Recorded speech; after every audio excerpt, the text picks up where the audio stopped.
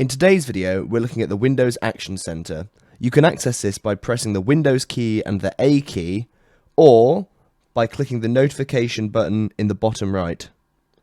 From here, you can see your computer's notifications, such as app notifications and also emails. If we expand this section at the bottom, we can see some useful, easy to access settings. These may vary depending on what device you're running Windows on.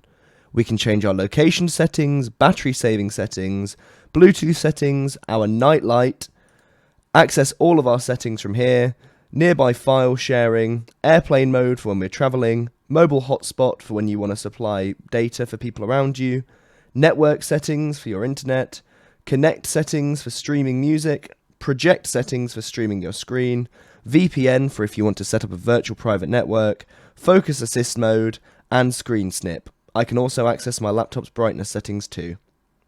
Thanks for watching.